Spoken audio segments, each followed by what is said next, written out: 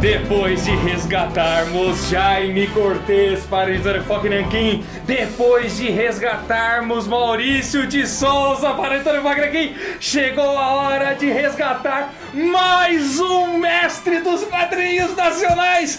Deem as boas-vindas para ele, Flávio Colim! Finalmente mais um da editora Pipoca Nanquim! Uau, sonho antigo realizado desde o começo. Desde antes da editora a gente fala, tem que sair alguma coisa do Colim pela Pipoca Nanquim. Sim. Demorou, mas aconteceu. A gente anunciou já faz um tempo também. A gente fez suspense por um tempão, Bruninho, lembra? Então, mas é vai vir outro mestre na linha do Jaime Cortez, vem outro. E na live? Na live foi muito bem recebida a notícia, né? Então o pessoal tava seco pra chegar à pré-venda. Chegou! Inaugurada com esse vídeo aqui, com o link já na descrição pra vocês. Esse é o tipo de trabalho que mais nos orgulha fazer aqui na editora Pipoca Nanquim, porque nada mais é do que preservar a rica história dos quadrinhos brasileiros, preservar a memória das artes brasileiras, cara. É isso, é um negócio grandioso. E foi algo de muito trabalho, viu, cara? Sim, tivemos que trabalhar com todos os originais do Colim, teve um tratamento gráfico fantástico, uma coletânea super pensada para vocês terem uma dimensão do que é o Colim. O nosso projeto gráfico tá sensacional, tem muitos textos de apoio interessantíssimos, na pegada do que a gente fez no Fronteiras do Além. E na pegada que a gente fez no Horácio. No Horácio, justamente porque são obras importantíssimas que precisavam voltar à tona, precisava estar disponível para qualquer pessoa comprar ou pegar na estante, porque estamos falando de um dos maiores gênios dos quadrinhos mundiais. O Colim é um colosso, cara. Ele tem um traço assim único, ele consegue ser uma coisa muito ímpar, ele é uma singularidade no mundo dos quadrinhos. Você olha um desenho dele e você fala, isso é o Flávio Colim. Poucas pessoas conseguem esse tipo de coisa, gente, sabe? A gente tem tanta história de bastidor pra contar sobre isso, mas antes de entrar nesses meandros... Isso da recuperação dos arquivos vale um saga da editora. Com certeza. Da mesma forma que a gente fez pro Jaime Cortez e da mesma forma que logo vai sair também do Maurício de Souza. Mas vamos passar o expediente antes? Porque realmente vale a pena contar essas histórias, né? Remonta de 2018, galera. Pois o primeiro contato foi lá atrás, 2018. Olha, Fronteiras nem sonhava em sair ainda e já tinha conversa sobre o Flávio Colim. Pode crer, mano. Incrível. Antes de passar o expediente do livro, enquanto a galera tá olhando no link, eu quero comentar isso daí. Por isso que esse tipo de trabalho eu mergulho muito a gente fazer aqui. Porque é mais do que licenciar e lançar um quadrinho. Tudo bem que fazer isso já é muito bom também, já é muito difícil, sim, não é fácil. Ainda mais quando a gente traz essas coisas que a gente tanto ama lá de fora. Então o envolvimento emocional é o mesmo, né? É o mesmo, mas esses daqui que a gente tem que ficar se debruçado mais de um ano nos arquivos originais, escanear aquilo, tratar aquilo, recuperar aquilo, encontrar aquilo, achar no meio do monte de arquivos, bolar uma edição, fazer capa nova, fazer texto editorial junto com os parceiros todos. Isso é muito trabalhoso, mas é muito recompensador quando a edição chega prontinha pra vocês. O trabalho é todo nosso, vocês têm apenas a satisfação de pegar o gibi pronto lá da prateleira. E nesse caso você vai pegar um gibi com o mesmíssimo tamanho de Fronteiras do Além, do Jaime Cortez, e também do Horácio. A dimensão do produto é a mesma. 21 por 28. Até porque a ideia é trazer outros mestres no futuro, né? E aí vamos... Não tô prometendo nada, né? Mas tentar manter uma coleçãozinha, né? Isso, ou pelo menos uma ideia de coleção. Porque a ideia é essa mesmo, tem muita gente pra ser resgatada. Exato, mano. E tudo no papel cochê, de alta gramatura. No caso do Flávio Colim, diferentemente do Horácio, a edição é inteira preta e branca. Essa do Jaime Cortez tem páginas coloridas, tem um caderno em cores, mas a do Flávio inteira preto e branco. Quantas páginas são, Danny Boy? 220 páginas. 220 páginas. Olha isso, muitas histórias sensacionais, com um vernizinho aplicado na capa dura, viu, Bruno? Essa capa lindíssima e super moderna e super condizente com o trabalho do Colim, porque o Colim ele sempre esteve à frente, né? Ele sempre esteve à frente do seu tempo. Vocês vão ver ao longo desse vídeo aqui o traço dele passando, nós vamos comentar também, vocês vão ver como que o traço dele é à frente de seu tempo, cara. É moderno, né? No Fronteiras do Além, a gente conseguiu fazer um recorte interessante de trazer só histórias de terror, né? O Flávio Colim, embora tenha muita coisa de terror, ele transitou muito em gêneros e a gente acabou pegando um punhado de cada gênero de vários momentos diferentes da carreira deles. Exatamente. Pra pessoa ter uma noção do que é o Flávio Colim mesmo. Entregar uma coletânea redondinha que resume bem a carreira do Colim, né? Agora, uma coisa bacana é que grande parte dessas histórias ele próprio escreve, cara. A gente tá bem habituado a ver coisas... Ó, no passado estávamos habituados, né? Porque o Colim ficou fora de catálogo há um tempo, mas muita coisa com outras pessoas escrevendo e tal. Tem textos de outros autores também, mas a gente tentou priorizar coisas escritas por ele. E ele é um exímio roteirista, cara. Ele é um roteirista e excepcional também. Era excepcional em tudo que fazia, Cara, né? que edição bonita, que orgulho, que maravilha esse resgate desse gênio. Bicho, olha o preço. O preço de capa é muito legal. Considera aí 220 páginas nesse formatão, nessa qualidade Mato editorial. R$ 89,90 o preço de capa. Mas se comprar agora na pré-venda, 30% de desconto, R$ 62,90. R$ 62,90 para ter na prateleira uma das obras mais bonitas do Colim no Brasil. Se eu não me engano, é a primeira obra capa dura do Colim no Brasil. Tá? Tudo que eu tenho é a capa cartão dele, né? A gente vai mostrar algumas coisas. Até porque na época que ele publicava, tal, muita coisa saiu em revistinha de linha mesmo. Não se tinha prática de capa dura naquela época. Mas mesmo depois as reedições de histórias gerais, do Caraíba, não foi, pós anos 2000, não assim, é tudo capa cartão, É a primeira edição luxuosa do Flávio Colim no Brasil, Exato. saindo na pré-venda por pouco mais de R$60 para você receber na sua casa um arquivo histórico de uma das coisas mais legais que já foi feita dentro do mercado nacional de quadrinhos. Um dos melhores trabalhos já produzidos aqui, de um dos maiores artistas, indo para sua casa por este valor, galera. É de pai pra filho mesmo, mano. Sensacional. E quando o Danielzinho fala gênio, eu já vi que tem gente que tira até onda de você, viu, Danielzinho? Porque tudo é gênio, tudo é gênio, não sei o que, não sei o que. Não é bem assim. É que quando só publica gênio aqui. a gente publica muito gênio. Exatamente. O bom é que nesse caso, como o Flávio Colim é admirado por todo mundo do mercado nacional e por muitos fãs também, vai estar nos comentários um monte de gente que não nos deixa mentir, mano. Bruninho, mas tem uma coisa, tem muita gente que confunde às vezes a nossa empolgação no vídeo com as coisas que a gente fala. Sei lá, um negócio como Cópia. Que a gente fica super empolgado, A gente tá que a gente super é fã. empolgado, feliz e tal, a gente tá empolgado, mas ninguém virou e falou que o Michel Fife é gênio. Exatamente. Certo? A gente ama tudo que a gente lança, mas a gente sabe dosar assim. Sim, a gente passa a informação certinha, mano. Desculpa, só pra mencionar alguns quadrinhos e títulos recentes. Bolânios é sim gênio. Maurício de Souza é sim gênio. Vai falar que não é Moebius, né, Sabe? gênio? Jodorowsky. Gênio. Porra. Então, cara, quando é gênio, ponto final. O Tezuka. Tezuka. Não, é gênio. Jotaro Shimomori. E ó, Flávio Colim. Jiu-Jitsu. O Colim, ele é gênio. Frazetta. Gênio inconteste, cara. Qualquer pessoa que entende de Colim, quadrinho, né? um pouquinho da história, sabe que o gênio, ele é é gênio. gênio. Ele é gênio mesmo. Minha paixão por ele, ela só se aproxima da minha paixão pelo Jack Kirby, sabe? Eu acho que eles têm algumas É o proximidades Jack Kirby ali. nos Estados Unidos, o Colim no Brasil. Você vê o traço do Jack Kirby, assim, quando ele já tava assim no auge mesmo, você reconhece de imediato. O Colim tem essa mesma coisa, Ele sabe? tem mesmo. Um poder de síntese, uma coisa tão particular, tão única, que você olha e você fala, pô, é dele, sabe? Ó, vou te falar uma coisa, Dani, assim, já que você mencionou o Jack Kirby, no vídeo que a gente fez do Arena, o Alan, ele explicou exatamente... Arena, pra quem não tá ligado, o quadrinho do Alexandre Calari Isso. e do Alan Patrick, que vem aí no final do ano, hein? O Alan, ele explicou exatamente como o Jack Kirby vai lá e ele transcende a linguagem dos quadrinhos criando algo novo. Ele explica de uma linguagem técnica impressionante que eu Ele nunca deu tinha uma aula ouvido. no vídeo, Deu uma né? aula. E ele abriu os meus olhos para coisas que eu nunca tinha visto sobre a arte do Jack Kirby.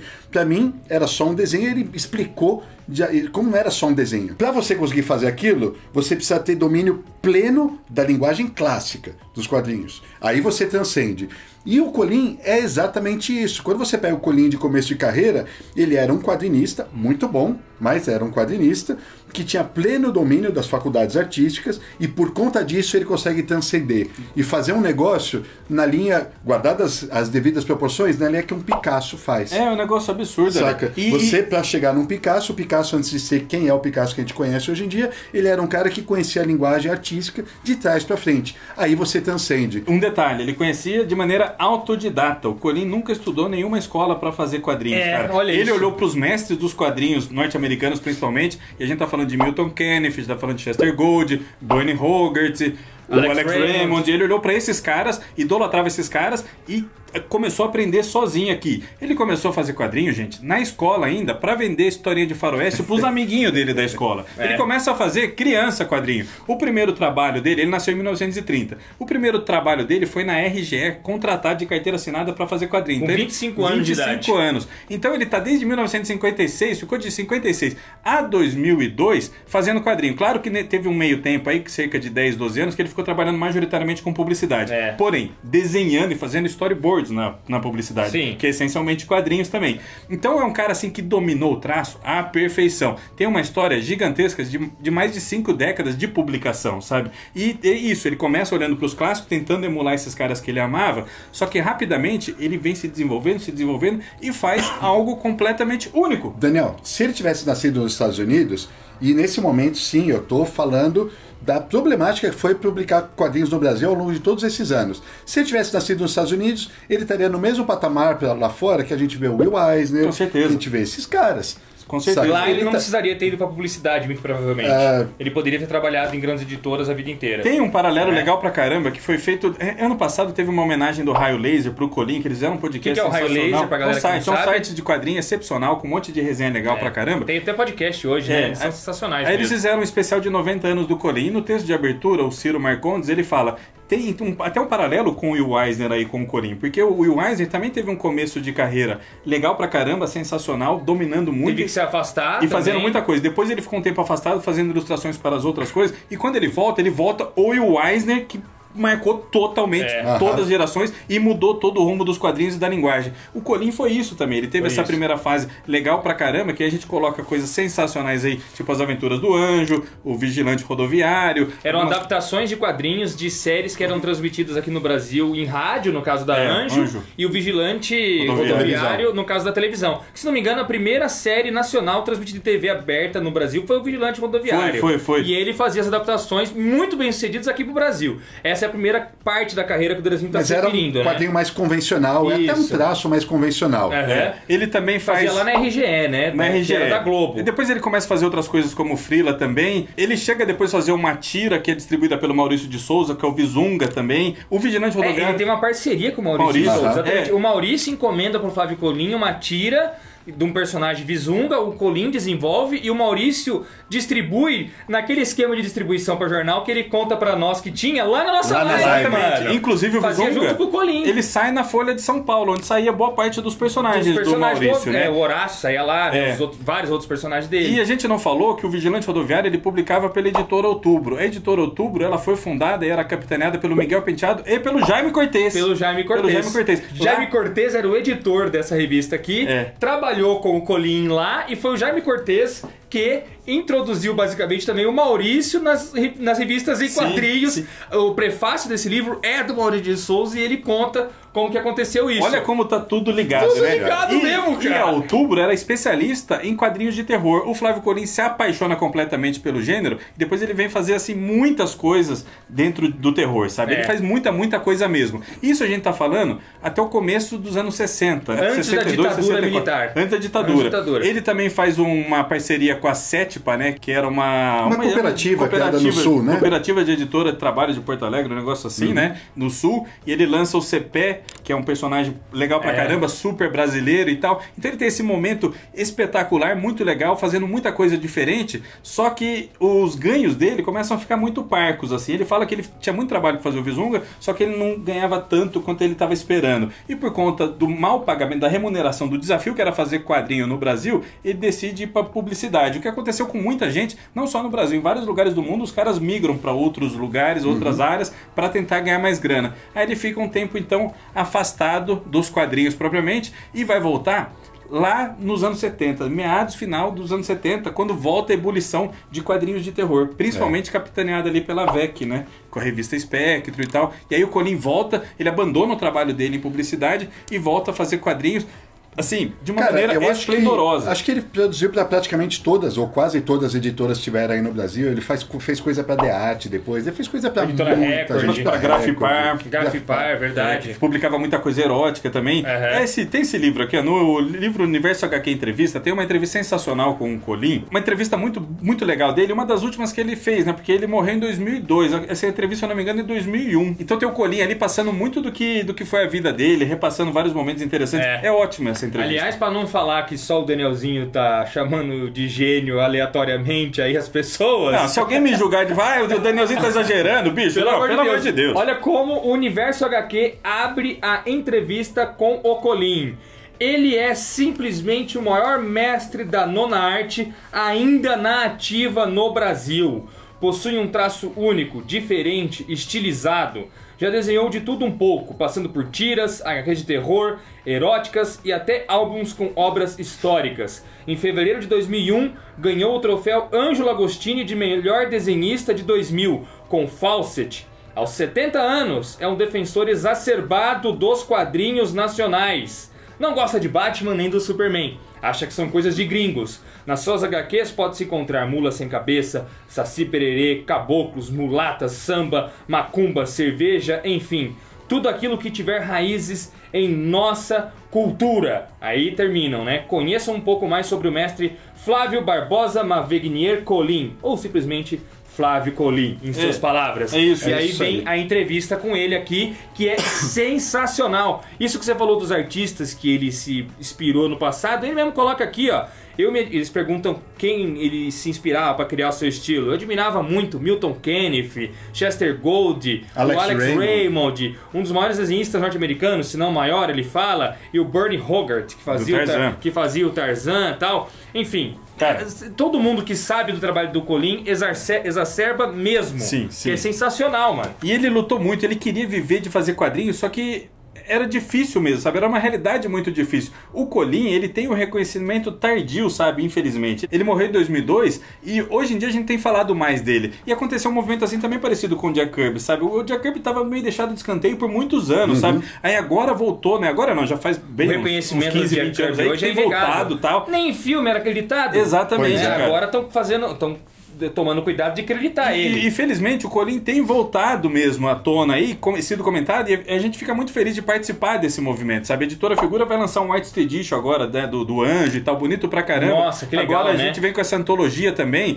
e a nossa antologia, bicho, ela assim, ela é excepcional, porque ela pega obras do período áureo mesmo do Colin, sabe? A gente tem coisa dos anos 80, depois 82, 85, anos 90 e chega até 2002, quando ele fez O Filho do Urso. Ô, Danielzinho, e a importância era tão grande que a gente está dando para essa edição que era para ser algo maior, era para vir acompanhando uma exposição. Galera, a gente pensou muito, discutiu junto com o Ivan Costa, que atualmente é o curador da obra do Colin.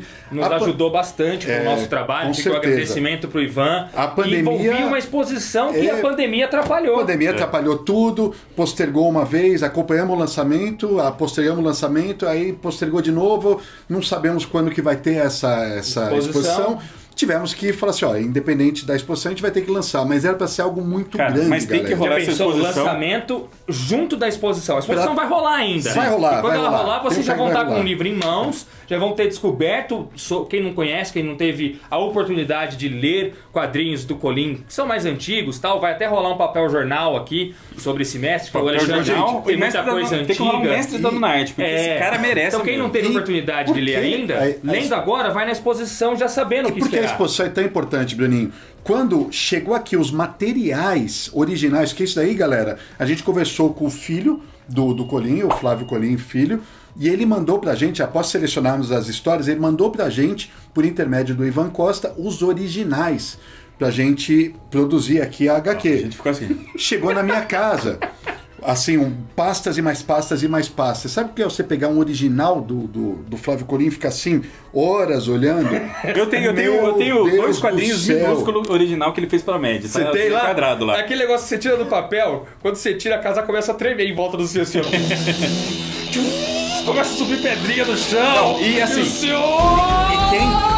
Vai estragar meu grande livro terror aqui. Aliás, esse aqui é o meu, hein? Esse é meu. O meu sumiu, hein? É meu, Ale. É meu. É meu esse aqui. Não, é meu. Esse é meu. Se tiver com as páginas soltas, é meu. Não, tá tudo não. O meu tá com Esse certinho. é do Danielzinho. Ó, e quem cuidou da digitalização pra gente foi o Fábio Moraes, que também fez aí o Fronteiras do Além com a gente. Foi organizador do Fronteiras do Além, Fábio, grande parceiro. A nossa edição, além, você citou o Fábio, agora fez a digitalização, e o Ivan Costa. O Ivan Costa tem um texto falando da importância da preservação da memória dos artistas nacionais. Tem um texto legal pra caramba do Jefferson Costa, que assim... Autor de Roseira, Medalha em Gen e outras histórias que nós lançamos aqui no Pipoca Nanquim. Você lê o Roseira, você percebe que o Jefferson assim se influencia, bebeu muito na fonte do Colin. É uma inspiração muito legal pra ele. Então tem um texto dele, tem textos do Colin Filho e da Kátia, os dois filhos dele, né? São depoimentos. Tem um texto legal pra caramba do editor quadrinista Franco de Rosa, que trabalhou muito tempo com o Colin, e um prefácio sensacional, que é uma matéria jornalística mesmo, contando toda a vida do Colin ali, escrito pelo jornalista Francisco Ucha. Então assim, um capricho danado. Quando você falou da exposição ali, isso é um negócio que tem que acontecer, porque o Colin ele fez milhares de páginas de quadrinhos. Ele fez muitas histórias mesmo, assim. E ele não foi só quadrinista, ele foi pintor, ele tem telas lindas, ele foi escultor, as esculturas dele são maravilhosas. Ele era, assim, um multitalento mesmo, algo assim muito grande, uma força da natureza. Era um gênio, quebrar barreiras, ele sempre quebrava barreiras, ele se reinventava. Ele, quando ele começava a cair em algo que fosse uma mesmice pra ele, não pra nós que a gente acha tudo lindo, mas ele falou assim, não, agora eu vou reinventar, vou fazer uma coisa diferente. Ele trazia um estilo diferente, narrativas diferentes. Era a mesma mentalidade. Ele era ousado, cara. Mesma mentalidade que o Katsushika Hokusai coloca na biografia que a gente lançou lá, né, cara? Não, ele era muito à frente do tempo dele. Por isso ele tá sendo tão apreciado agora em 2020 também. Porque ele estava anos à frente dele, da produção dele. Depois, quando a nossa edição espelha justamente isso. Em todas as escolhas que começam na capa, na maneira como a gente fez a capa, como a gente elaborou isso. Guilherme então, Barata mandou muito. Olha essas cores. Se ele rompia padrões, nós vamos romper padrões aqui também. Olha fazer algo digno. O projeto tá maravilhoso demais, mano. Lá de cima, ele deve estar olhando agora e falar, putz, obrigado, sabe? Eu sinto isso. Eu sinto que a gente está cumprindo um dever lançando o colinho aqui e fazendo isso da maneira correta. Depois a gente vai fazer, claro. É uma celebração mesmo esses artistas. Celebração. Né? Infelizmente o Jaime já nos deixou e o Colin já nos deixou, mas hoje a gente pode celebrar a obra deles. E felizmente a gente conseguiu celebrar um resgate do Maurício de Souza enquanto ele ainda está vivo também, né? Sim. Conversar com ele, fazer uma live com ele. Esse trabalho é muito importante, galera. E é muito importante que o público comparece. É uma pena que a gente só lança 3 quadrinhos por mês, menino. É verdade. Tinha lançar 15, cara. Vai lançar muito mais. Tanta gente que eu quero abraçar e trazer. Eu lembro que na época do resgate do Jaime Cortez, que foi o primeiro que a gente fez, nós estávamos pensando, será que isso vai vender tanto quanto os quadrinhos gringos que a gente licencia? Essas coisas que são quanto o Esteban Maroto. Essas coisas são super ovacionadas e premiadas lá fora, que a internet inteira já comenta, e que mal precisam, muitos dos nossos títulos, mal precisam de vídeo pra vender, tipo o Incal. Né? Sim. Precisa apresentar Tartarugas o Incal. Ninja, né? Tartaruga Ninja. Precisa disso pra apresentar? Na verdade não precisa. Mesmo o Maurício de Souza, precisa apresentar o Maurício de Souza? Não precisa. E nós estávamos com medo. Será que esse tipo de resgate vai sobreviver no mercado? E foi um sucesso absoluto, galera. Vocês compareceram, compraram. A galera entende a importância de ter dentro de casa aquilo que pavimentou o caminho para os quadrinhos como são hoje. Como a coisa que a galera consegue curtir hoje, no Brasil, foi desbravado por esses caras, mano. Sim. A importância de ter isso dentro de casa, na coleção. Isso tô falando pra colecionador, caras que suaram, hein? Então, mano. Suaram. Lutaram, batalharam. Se a gente tem um mercado de quadrinho hoje aqui no Brasil, é por conta de Jaime Cortez, Colin, Shimamoto, desses gênios, cara. Esses caras que desbravaram o caminho, mano. E aí a galera entende, né? Os colecionadores de quadrinhos que admiram quadrinhos como uma arte, uma forma de arte mesmo que deve ser preservada, todo mundo tá comparecendo. Obrigado, galera. Vamos fazer bombar aí a pré-venda do Colin também, tanto quanto foi o sucesso do Jaime Cortez e a do Maurício de Souza. E vocês vão encontrar uma seleção de histórias que passa assim por histórias que ele publicou na Spectro, que é provavelmente a melhor revista de terror já publicada no Brasil. Tem que fazer papel jornal sobre essa revista aqui no Brasil. Precisa também. muito. Tem história dele que ele publicou na Med, ele fez bastante coisa pra Med ali, capitaneada pelo Ota. Então tudo que ele fez A escolha do título, O Terror do Inferno Verde, foi uma época em que tava bombando aí coisa de filme canibal e tal, Holocausto Canibal. Teve um período aí que falou-se bastante sobre isso. Ele deu a contribuição dele de uma história de selva. A gente optou por escolher esse título, porque o título é ótimo. É fantástico. O título, pra quem não tá ligado, é uma HQ dele dentro da nossa coletânea que tem esse nome. Uma HQ sensacional da Spectro, como eu falei. Que é tão marcante que estampou o título da capa, né? Do nosso livro. E assim, que nem você leu aí, é uma coisa muito brasileira. Né? Você vai encontrar muita coisa de selva, você vai encontrar indígena, você vai encontrar sertão. Ele utiliza vários. Não chega a ser um dialeto, né? Mas as pessoas falando com sotaque. Não, personagens com voz mesmo, sabe? Voz igual tipicamente brasileira, de suas regiões, né? É uma coisa que na época não se fazia, né? Nossa, tem história dele que ele fez pra The Art, que saiu na Calafrio Especial 5. Assim, uma coletânea sensacional mesmo, com algumas das melhores coisas que o Colin fez. Aqui, eu separei parte também. Se você ia falar alguma coisa, fala, Draguinho. Você tava segurando aí, puxando o ar pra falar, fala. E Danielzinho, embora... Por favor. Não, deixa eu falar uma coisa. Embora seja um resgate, cara, as histórias antigas eram espetaculares. Tem uma história que ele faz uma metáfora a respeito da peste que chegou aqui no Brasil O passeio da peste. e dizimou os indígenas, ele faz uma metáfora pra isso, uma história de terror, que é absolutamente acachapante. Cara, é muito, mas é muito bom. Não, tem... Ó, vou te falar, É cara. maravilhoso de ler. Maravilhoso, cara. A gente falou muito sobre a arte, mas também tem histórias curtinhas, algumas coisas de 3 assim, páginas, de 3 páginas e e tal. Era típica da época, típica das publicações da época. Nós mantivemos histórias assim, vale a pena, mas tem umas que arrebentam. Tem histórias de 17, 20 páginas. Nossa, eu amo Já Leu Dickens. Já Leu Dickens. Nossa, é que maravilhoso. puta história sensacional. Uma história que Tem uma faz... história de abertura Honorato, o Honorato espetáculo. das cobras lá. Já Leu Dickens tem um link direto com o Apocalipse Sinal, cara, com a obra. Porra, muito fantástico. Esse espetáculo é um gênio mesmo, e tentamos fazer essa coletânea especial mesmo, de fãs do Colim, pra vocês que, se não são fãs, vão se tornar agora. Vamos se tornar. Eu separei parte da minha coleção. Ah, desculpa, perdão. Várias das histórias que tem do livro vocês encontram. Eu me empolgo. Não tem problema, ninguém corta mais aqui do que eu. Mas vocês encontram na descrição do produto na Amazon os nomes de algumas das histórias que contém no livro, tá? Pra quem ficar na dúvida, vai lá e confere. Na descrição desse vídeo também tem essa sinopse do livro, né? Exato. Agora sim, Danielzinho, a gente falou muito do começo da carreira né? dele, antes da publicidade, depois da publicidade, que o Colim chegou nessa síntese de traço e virou esse expoente mesmo, essa coisa Fala sério, esse aqui é absolutamente genial. né? Não garfei, eu juro que é meu. Isso aqui é o meu, eu cara. juro. Ó, tá até reconstruída a lombada aqui, cara. Não é seu ali. Não é seu ali. Tá com o grampo ainda, você tira os grampos. Mas enfim. Que grampo? Mas você nem sabe, é a lombada quadrada, que grampo. Daqui.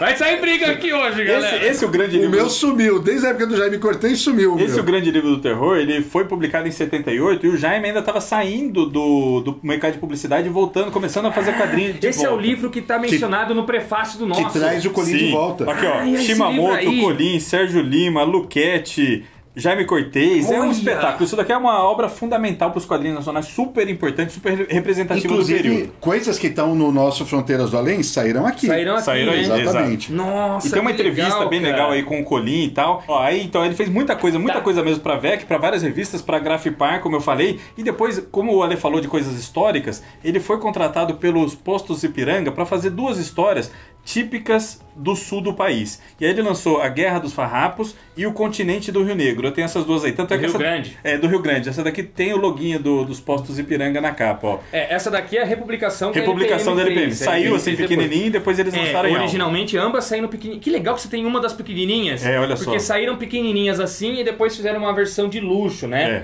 Na época, A essa daqui era de LPM, aí, luxo. nos anos 80, ele publicava o que seria materiais de luxo, consideramos assim. De hoje em dia, né? Que era Olha uma capa cartonada e tal, papel de alta gramatura. lombada quadrada. Olha o traço do Colim, ridículo, velho. absurdo. Puxa vida, cara. Ele sempre foi Não convidado... lembra um pouco o Minola?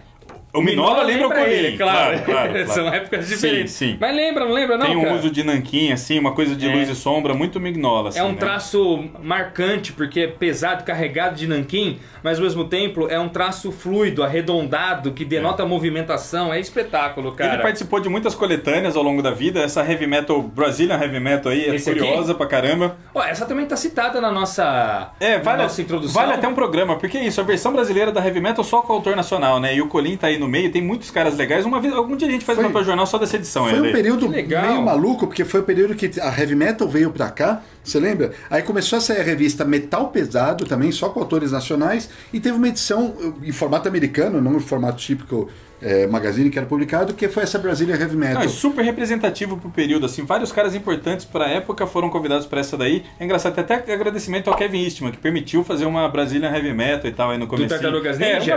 Algum dia a gente faz um papel jornal, porque é muito curioso. Kevin Eastman, que era dono da revista Heavy Metal lá nos Estados Unidos, na né? época. Tá, depois vocês vão falar mais disso daí, Sim, porque vai ter sim. programas próprios do Colim ainda. Eu trouxe aqui, essa né? Calafrio especial aí, né? Que foi um especial de 20 anos, compilando histórias Essa mais é a ópera significativas gráfica, né? da ópera gráfica. Tem uma história do Colim, claro, porque ele foi fundamental para a história da The Art. Ele fez tanto Calafrio quanto Mestres do Terror, né? Em parceria ali com o Zala, que era o editor. Então ele tá aqui nesse especial. e aqui ele já Olha a cita- galera desse período, Danielzinho. Você tá falando do Zala, do Não, tá Colonese, escrito aqui, ó. do Shimamoto, do Colim, do Jaime Cortez. os caras colocam aqui, ó. Mozart É um panteão, é um panteão.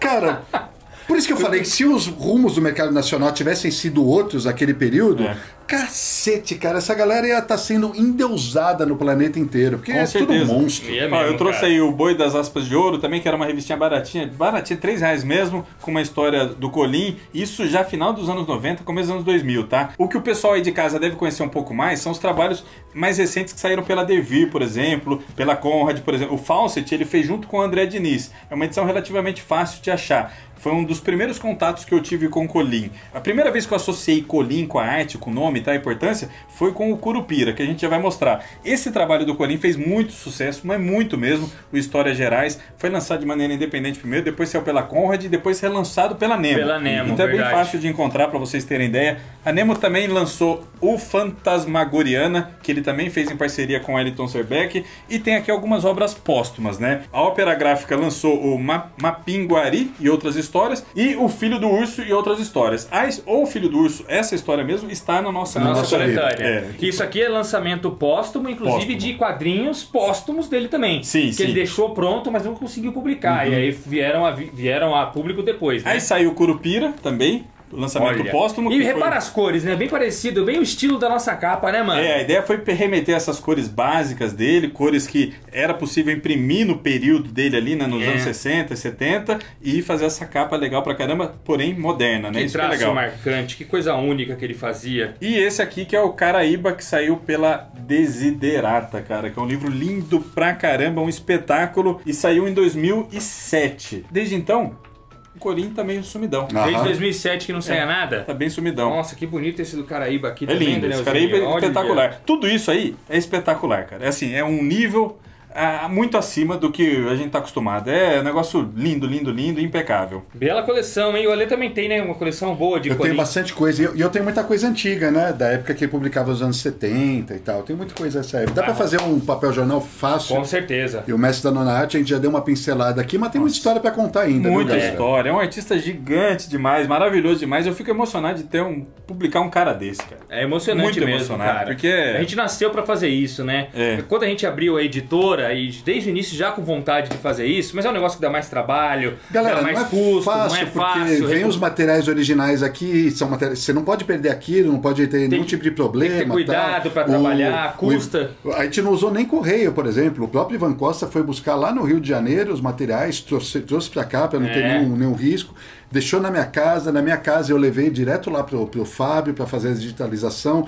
Tem umas placas grandes, tem umas placas pequenas, precisa deixar tudo do mesmo tamanho para lançar no livro, precisa tratar isso tudo, porque puta, tem coisas lá de 40 anos, e aí como é que faz? Né? Tem que tratar isso tudo, dá custo, mas a gente faz isso tudo com amor para vocês. Então, justamente, Porque eu queria dizer, quando a gente abriu a editora, nós não tínhamos... é a nossa missão. Exatamente, não tínhamos condições de fazer isso, mas era a nossa missão, Alexandre. A editora parece até que ela deu certo para nos possibilitar depois fazer esse tipo de resgate, e hoje no nosso 4º ano de editora, a gente já tem 3 mestres resgatados, cara. É isso. Olha que legal, que Se espetáculo. isso não é feito agora, cara, esses materiais começam a se perder. E aí como é que vai ter esses resgates? Não vai. Não vai. Muita A coisa missão do tem que Colim, ser agora. muita coisa do Colim se perdeu. A gente recebeu algumas histórias que julgávamos completas nos originais ali, E não mas tavam. faltava a página, né? Então isso vai se Uma das perdendo mesmo, páginas né? a gente conseguiu localizar por intermédio do Franco de Rosa mesmo, que localizou, descobriu qual era a história e tal. Quer dizer, são pessoas aí que estão nos bastidores, nos assessorando e ajudando a fazer esse material. Tinha uma história ali que tava com metade, o balão assim, metade dele cortado. Um corte mesmo, assim, vazio. E eu, caramba, como é que a gente vai completar esse balão? Uma caça ao tesouro, Uma caça né, ao tesouro. fizemos. Fiz uma loucura, contatei o Marcelo Naranjo do Universo HQ. Ele tem ele é um colecionador sensacional e tem tudo da Spectro e tal. É um ele dos autores desse livro conseguiu aqui, né? localizar esse balãozinho e reproduzimos a perfeição. Ah lá, olha assim, só. é um detalhe, cara, é um cuidado. E estamos debruçados nisso há muito tempo mesmo, Muito, sabe? mano. Sabe, gente, muita coisa do Zala, por exemplo, se perdeu. Não tem mais originais. Como é que vai sair isso? Muita coisa do Colonese se perdeu. Muita coisa do Colim se perdeu, que você falou. Então, esse trabalho de curadoria precisa começar agora. Agora, com urgência, né, cara? Com urgência. Em tempos que a gente vê aí a Cinemateca, por exemplo, pegando fogo, mano, e perdendo um monte de arquivo que lá tem. Já pensou, mano? Olha que tristeza. Boa parte do cinema nacional virou pó, velho. Virou pó, velho. Virou pó. Infelizmente não teve alguém que resgatasse aquilo e desse vida de novo. Pra recuperar um negócio desse, vai ter que pegar uma cópia de fita cassete que tenha por aí. Que alguém tenha, tal, sei lá. É o único jeito de recuperar, saca? Antes que isso aconteça com esses grandes nomes dos quadrinhos nacionais, vamos tentar fazer o possível para resgatar cada vez mais, mano. Sempre com a certeza de que o público do Pipoca vai festejar conosco e vai admirar esses gênios novamente. Tá aí, disponível agora um livrão grandão, tamanho grande, com mais de 200 páginas por R$ 89,90. O Jaime Cortez queria companhia na estante. Exato! Ele queria companhia. A pessoa, quando nós estamos fazendo esse vídeo, quando tá aí na hora, o Horácio ainda está em pré-venda. Daqui a pouco nós vamos ter Cortez, Maurício de Souza e o Colim lado a lado na prateleira, mano. Não podemos, fala sério, não gente. podemos encerrar esse vídeo sem agradecer profundamente ao Colim Filho, Flávio Colim Filho, cara, que ajudou, foi assim, simpaticíssimo, fizemos algumas reuniões com ele, né? Ele gostou muito do resgate que a gente fez com o Jaime Cortez aqui, gostou muito do vídeo, felizmente juntou a fome com a vontade de comer. A gente querendo de algum jeito publicar, ele se empolgou também com o vídeo do Jaime, entende a importância do pai dele para os quadrinhos nacionais e nos ajudou em todo esse processo. Olha aí. Então fica nosso agradecimento também para a família Colim. Muito obrigado. Obrigado, Isso galera. aí, galera. E para vocês, por apenas R$ 89,90, com desconto de pré-venda, ainda é R$62. 62 reais. Pra você ter um trabalho nosso enorme aí, hercúleo, extremamente caprichado na casa de vocês. E galera, como todos vocês sabem, são 3 lançamentos todo mês e o nosso mês de setembro abriu então com esse do Flávio Colim. Em agosto, lembrando, tivemos o Diário do Chaves, do Roberto Gomes Bolanhos, outro resgate nacional, que foi o Horácio, e o segundo volume da Lanterna de Nix. Agora, setembrão, Lanterna de Nix sai o volume 3, concluindo a trilogia da Canta Carrama. Vem o Flávio Colim com Terror no Inferno Verde. E o nosso terceiro lançamento vem aí, logo logo, mais uma pré-venda sensacional de um livro que reúne 2 grandes nomes da literatura norte-americana. Neil Gaiman, que é britânico, mas fez dos Estados Unidos, vocês entenderam? É Stephen King! Uau! Entre outros mestres, galera. Entre outros mestres, numa coletânea de terror chamada Histórias Assustadoras para se contar à noite. Livro delicioso, vocês vão se surpreender. Olha da hora, que né? catálogo da hora, Isso aqui é um né, cara? catálogo variado Puta pra atingir tudo quanto é tipo de gosto, né, cara? Muito bom. Quem acompanha tudo e pega todas as pré-vendas do Pipoca, tá bem servido aí na coleção. É nóis. Tamo junto, isso. galera, com vídeo aqui toda quarta, sexta e domingo. Ativa o sininho pra não perder nada, pra não perder nenhum. E vai na fé nessa pré-venda aí. Vocês não vão se arrepender. Valeu! Tchau, tchau! Viva Colim! Viva!